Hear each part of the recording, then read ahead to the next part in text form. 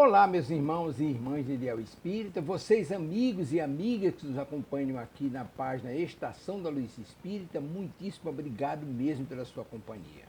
A nossa página Estação da Luz Espírita não tem fins lucrativos, o objetivo é a divulgação da doutrina espírita. E é por isso que nós reunimos aqui esta sede de matérias espíritas para que possa atender às suas necessidades, estudo, lazer, pesquisa.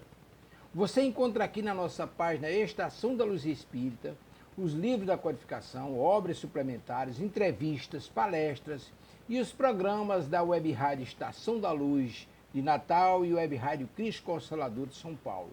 Ou seja, um acervo que atenda às suas necessidades, sem fins lucrativos. O objetivo é a divulgação da doutrina espírita. E agora eu convido você para nos acompanhar na reprodução de mais esse trabalho imperdível. Muito obrigado mesmo pela sua companhia e vamos juntos!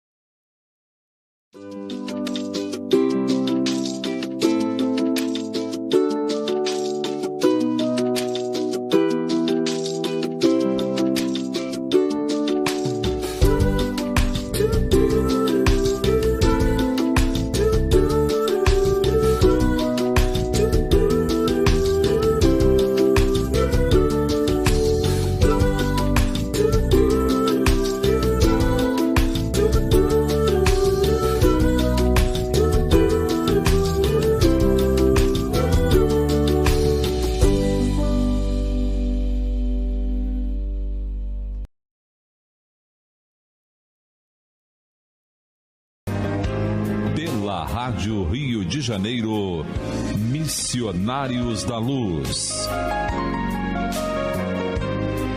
Produção e apresentação, Berenice Lima e Deusa Nogueira.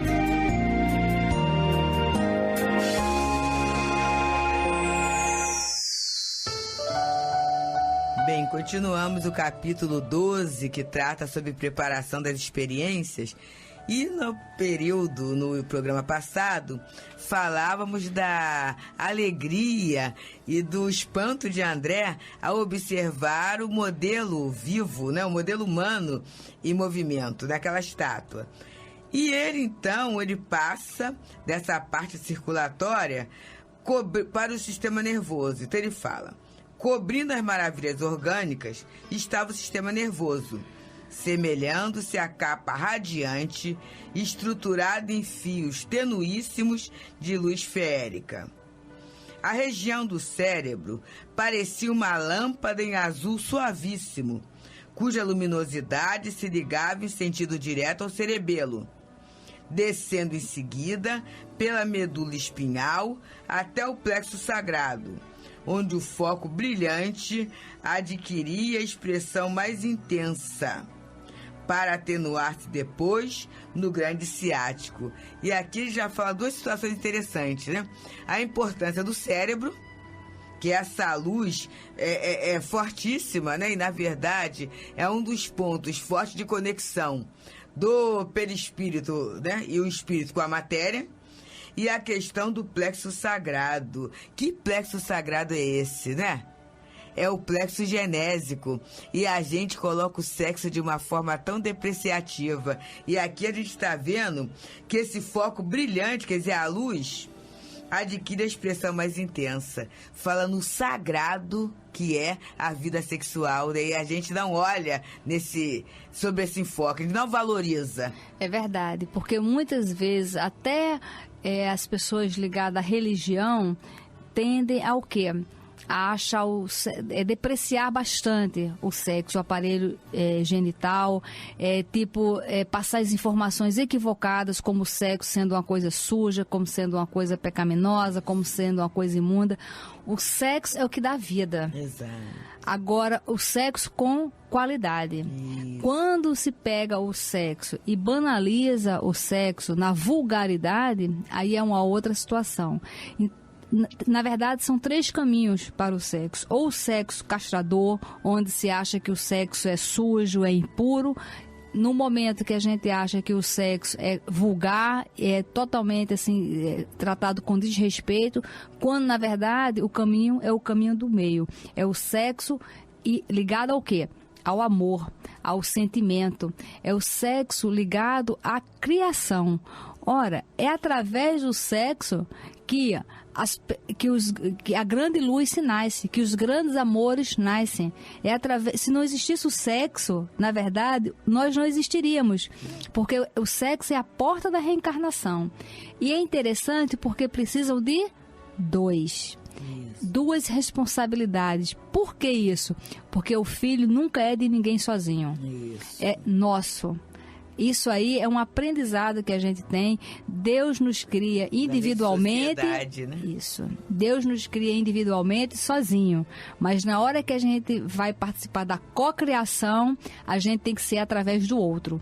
Porque é através do outro que a gente ajuda a criatura, que a gente evolui. Ou seja, nós só somos cocriadores na hora que nós fazemos uma sociedade, que a gente participa com alguém. Mesmo que alguém fale, é barriga de aluguel, é a inseminação artificial, mas olha, aquele esperma que está ali, ele veio de alguém.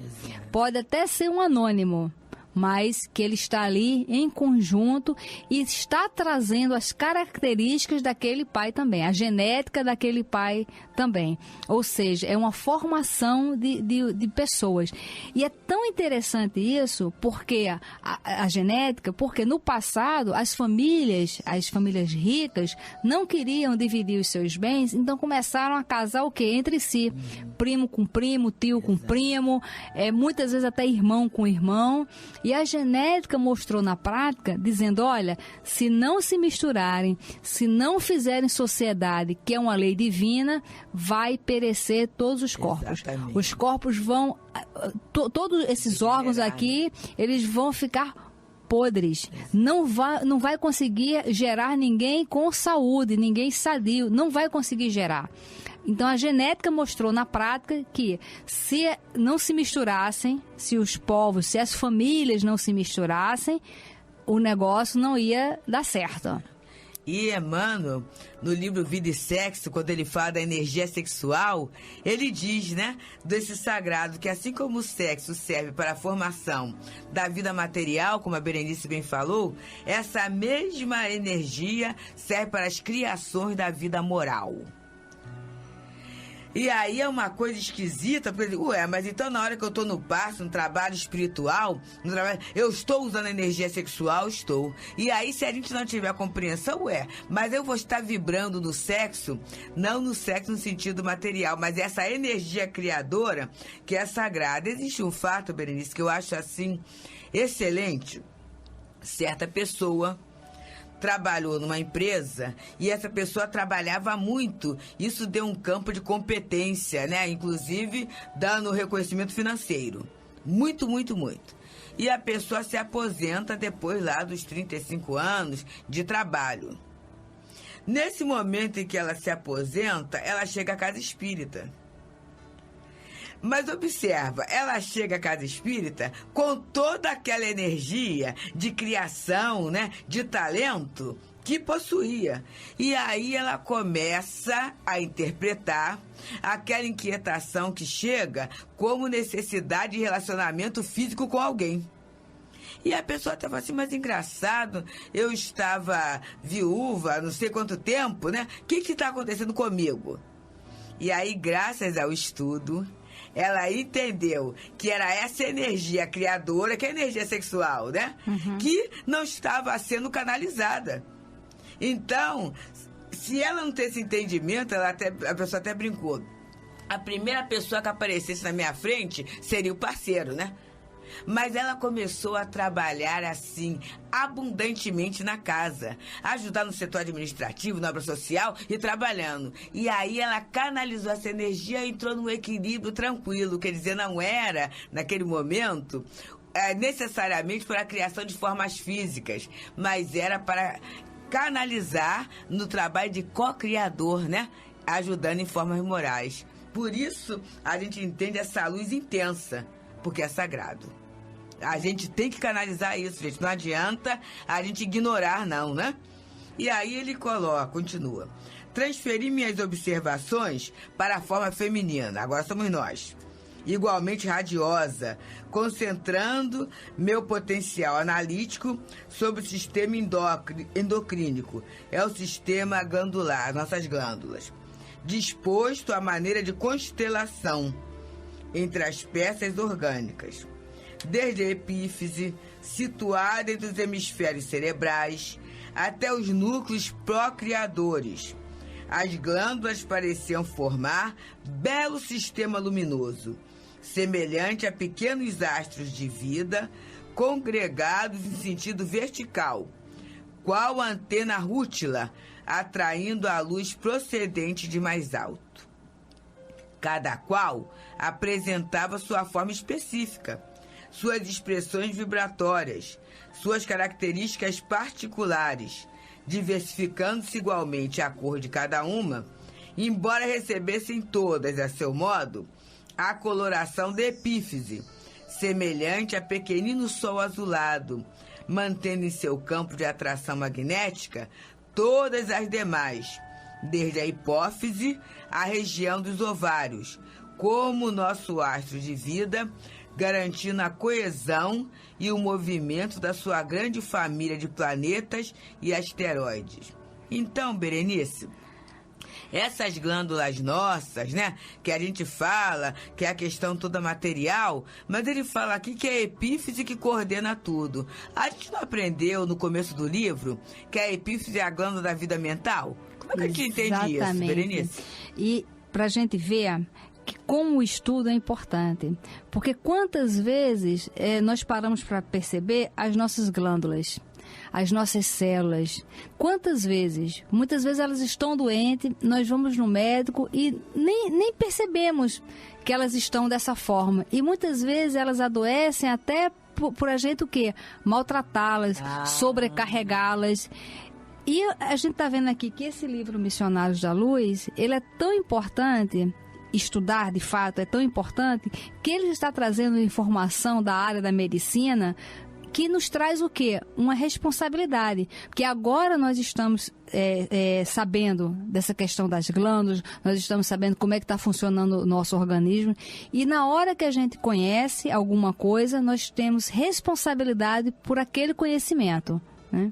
E aí é a importância, né, da gente ver essa parte mental, né, essa parte mental. Pessoalmente, nós passamos por uma certa cirurgia, né?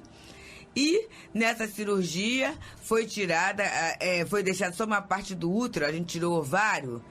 E foi muito interessante quando nós sempre fizemos tratamento homeopático.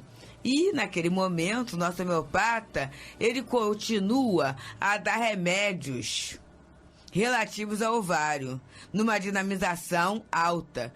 E a gente, mas doutor Belo, a gente não tem mais ovário. Ele fala assim, mas você vai continuar a ter ciclo. Você vai continuar a ter o ciclo menstrual normalmente. E a gente está tratando para evitar problemas futuros na menopausa. E ele fez todo o tratamento. E a gente entender no estudo por quê. Na verdade, foi extirpado o ovário do corpo físico.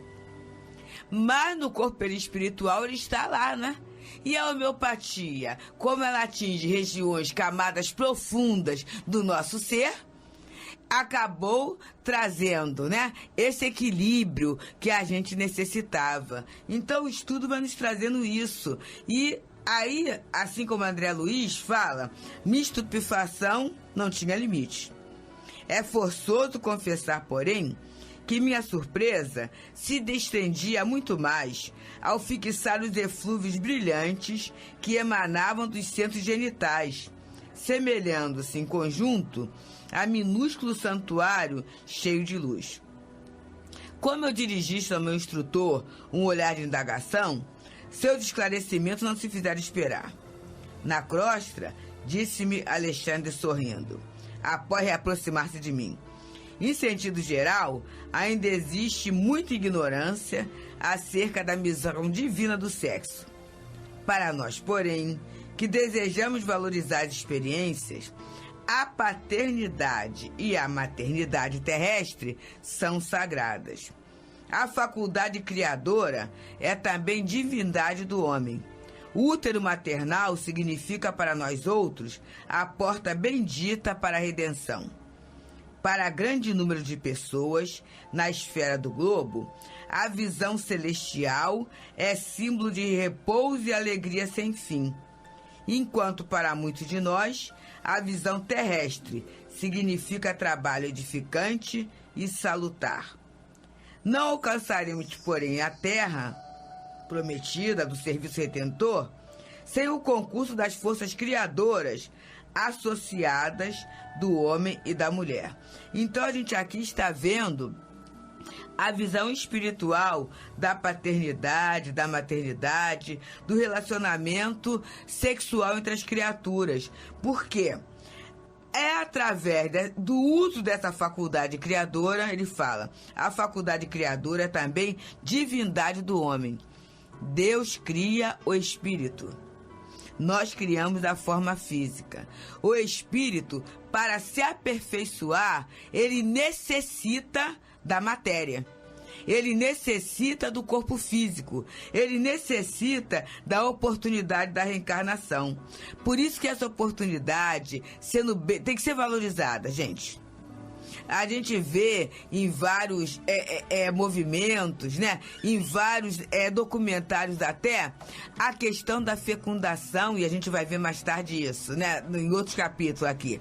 Como isso é importante. Então, quando André Luiz ele olha com a visão material, mas Alexandre começa a dar a visão espiritual da criação. E ele diz: compreendi, então André compreende, ele aprende. Compreendi com o novo espírito o caráter sublime das energias sexuais. E recordei-me compadecidamente de todos os encarnados que ainda não conseguiram edificar o respeito e o entendimento relativos aos sagrados órgãos procriadores. E é interessante aqui que nós podemos fazer uma recomendação para quem está nos ouvindo. Que perceba, você tem o que é o sexo para você? Qual é o seu relacionamento com o sexo? É um relacionamento perturbador? É um relacionamento castrador? É um relacionamento vulgar? Como é que você agora, pensando sobre sexo, pensa? Como é que você rotula o sexo, a energia sexual? E nós podemos assim, dar várias dicas de livro, mas tem um livro que também faz parte da série Nosso Lar, que um dia nós vamos estudar aqui. Se quiser. Que é tem até novelinha, né? Isso, que é o Sexo e Destino. Esse livro, Sexo e Destino, é muito importante lê-lo, não só ficando fixo na parte do romance, quem está traindo, quem está tendo caso com quem, mas sim as explicações que os espíritos estão dando e para a gente ver os bastidores espirituais do ato sexual em si, em diversos momentos. E a gente tem que ver para a gente fazer o quê? Uma avaliação, porque lá nós vamos entender o que está acontecendo. Porque muitas vezes a pessoa tem uma vida aparente, né, assim, sem ter um relacionamento sexual de uma forma assim castradora, mas e na mente? O pensamento, no sono físico, isso, né? Como é que é o sexo na sua mente? Porque às vezes não tem regularidade, às vezes é uma pessoa que não tem um parceiro, ou é uma pessoa que é viúva, ou uma pessoa já com idade, que se acha que não se permite mais ao sexo de um relacionamento físico. Saudável. Mas aqui a nossa questão é qual é o nosso relacionamento mental com o sexo. E nós indicamos o livro Sexo e Destino, nós indicamos um livro do Ranieri, que é muito importante. Tem um que é Forças Sexuais da Alma. Que é maravilhoso, tem Sexo no Além, que mostra justamente uma colônia espiritual ligada ao sexo. Isso. Mostrando por quê. A gente estava conversando aqui no intervalo, porque muitas vezes nas nossas fugas emocionais, nas nossas fugas castradoras, às vezes se busca um sexo de baixo nível, né? Que está tão disponível hoje em televisão, em revista. Hoje, vários canais, principalmente quem tem televisão a cabo, tem vários canais que ele passa o sexo completamente perturbador. Em vários horários, né? Que é alguma coisa até séria isso. Isso. Né? É um sexo de uma forma vulgar, de uma forma perturbadora, nas revistas. Ou seja, quando a gente se compraz com esse tipo de sexo, que a nossa mente se liga a ele e depois nós vamos dormir, nós somos mentalmente arrastados para esse ambiente. E isso fica muito claro nesse livro Sexo no Além, mostrando essas colônias que são formadas por pessoas, por mentes perturbadoras no sexo. Mas muitas vezes nós estamos vindo aí de reencarnações onde nós somos viciados nesse tipo de sexo. No livro Sexo e Obsessão, do Divaldo Franco, é uma psicografia, isso, que mostra a vida do Marquês de Sade, quando ele era encarnado com o Marquês de Sade, que era um homem totalmente desequilibrado, com um sexo perturbador e desequilibrado, causando perturbação e sofrimento às pessoas. Foi por causa dele que aí se fala do sadismo. Porque ele era uma pessoa... Por quê? Porque o sexo ele vai sendo de uma forma banalizada, que aí a pessoa tem uma hora que ela não consegue mais sentir o prazer. Então ela vai para as aberrações, para lhe causar o diferente. Porque muitas vezes nós já vimos aí astros da televisão, de futebol, etc., que têm acesso a várias pessoas lindas e muitas vezes são pegos fazendo sexo de uma forma imprópria, de uma forma assim, perturbadora, com pessoas que não são do seu relacionamento. Teve um grande astro do cinema internacional que ele foi pego fazendo sexo oral com uma prostituta num bairro completamente assim, totalmente diferente daquele mundo. E ele era belíssimo e a esposa dele era belíssima. Mas isso mostra pra gente o quê? Que quando a pessoa tem muita facilidade com alguma coisa, ela vai para o bizarro, ela vai para o diferente. E esse diferente é qualquer coisa. Aí são pessoas que têm relacionamento com animais, através da dor, do sadismo, do sadomasoquismo, e sabe-se lá quanto mais comprometimento a pessoa vai se envolvendo dessa forma. E, nesse assunto, nós indicamos o livro Sexo no Além, Sexo e Destino, Sexo e Obsessão, que são livros que tratam essas perturbações do sexo. Porque, como eu falei, muitas vezes nós estamos trazendo aí do passado. E agora é o momento da gente começar o quê? A refletir, a buscar. E a gente só vai buscar ajuda para a gente mesmo quando a gente se conscientiza. Mesmo porque nós também vivemos numa sociedade que tem um tabu.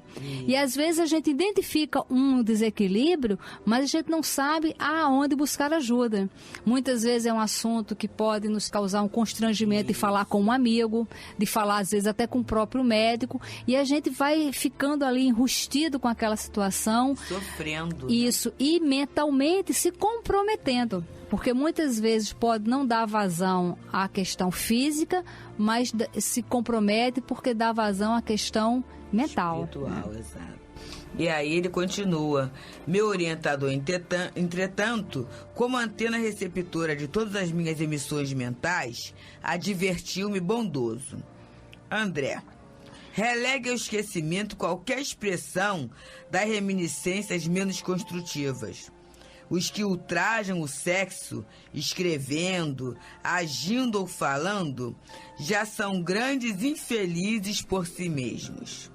Porque depois vai ter que desfazer tudo isso. Com certeza, aí é mais complicado, né? Nós já comentamos aqui, naquele livro Semeador de Estrelas, é um livro que aborda vários casos do Divaldo, que foi escrito pela Sueli Caldas Schubert. Então ela narra um caso do Divaldo e depois ela dá uma explicação à luz da doutrina espírita. E aí o Divaldo fala que foi visitar uma biblioteca no mundo espiritual.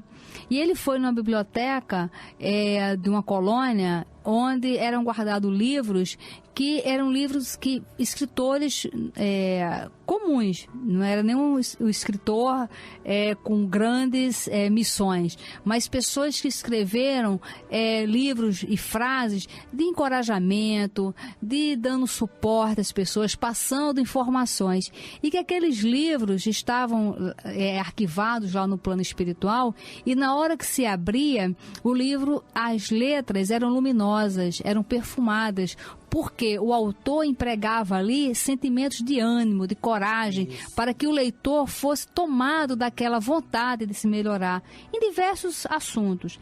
E depois ele foi numa biblioteca onde haviam livros, numa colônia espiritual de nível baixo, onde haviam livros onde os autores proporcionavam o sexo desequilibrado, o ódio, a inveja, a raiva. Era uma literatura que levava as pessoas o quê? A baixa autoestima.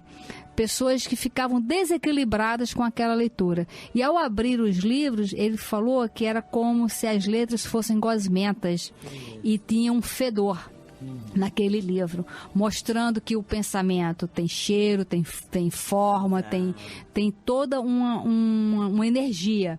E que tudo que a gente escreve fica guardado. E na hora que você lê um livro que te dá ânimo, e na hora que você lê um livro que te perturba a sua mente, você se compromete igualmente com a mente de quem escreveu. Vamos então escolher a nossa leitura, sempre optando por uma leitura saudável. Muita paz. Muita paz, irmãos.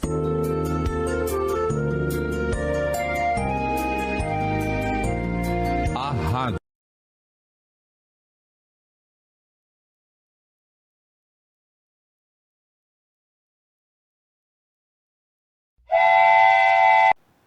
Chegamos ao final da nossa atividade. Muitíssimo obrigado mesmo pela sua companhia e espero você no próximo evento.